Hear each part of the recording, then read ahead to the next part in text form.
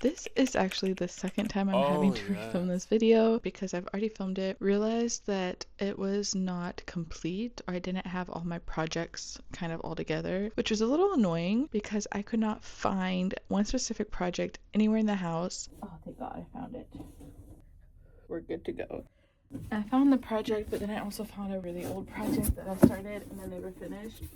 Without further ado, here are all of my crochet whips I have lying around the house. And at first I was gonna be like, this is just my 2025 crochet whips video, because I saw Kelsey from Passionate do her 2025 whips, but then I realized not all of my whips are just from 2025. I have some really old ones in this pile. There is no chronological order for the way I'm pulling these out of the bags. It's just as I pull them out. So starting off, we have my little small bag here, and honestly, right off the bat, right out the gate, is this a whip?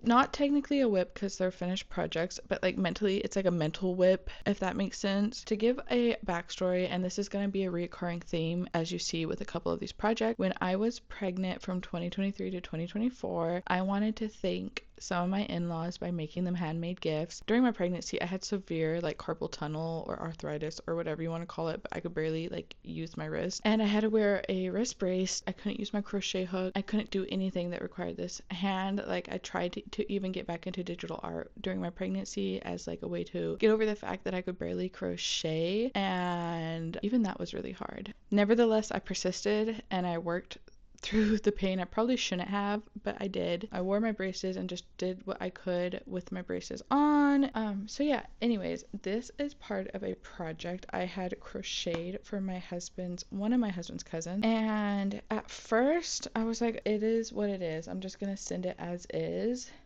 But then I was like, that would be kind of rude. I was questioning if I should frog it and redo it, make something else entirely. But it's these cute little bucket hats with ears. As I made them, I realized they are too small. They do not fit on a adult's head, as you can see. So it would be, my ideal was husband, wife, and their 2 kids, and to all of them have like a matching bucket hat. I don't know what I'm gonna do with this. Right now I just have basically 2 very small like toddler size bucket hats because yo girl did not do a gauge swatch. I just kind of went in blindly and made these and was like, that should be good, but look how small that is. I am not sure whether I want to frog or finish. I'm kind of leaning towards neither. I think I'm just going to leave them as is, and my daughter can wear them because she's a toddler and these will fit her perfect at this stage of life. If I want to still kind of give gifts to my in-laws, I think I'll start from scratch with this project because I had another ideal in mind and I've been wanting to execute it. I just haven't taken the time to do so. But yeah, I think these are neither a frog nor finish. I think they're just an as-is project.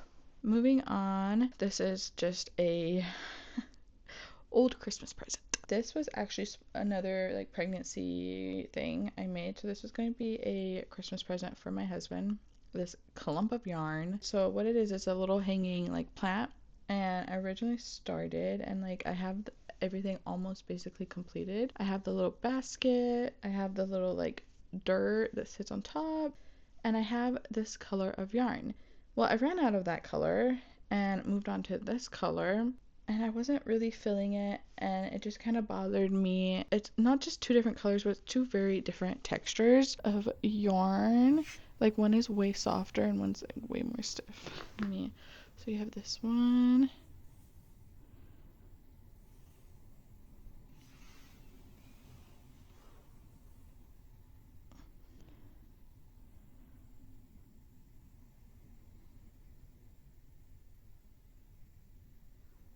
This little mess of yarn, I believe, is a 50-50 frog and finish.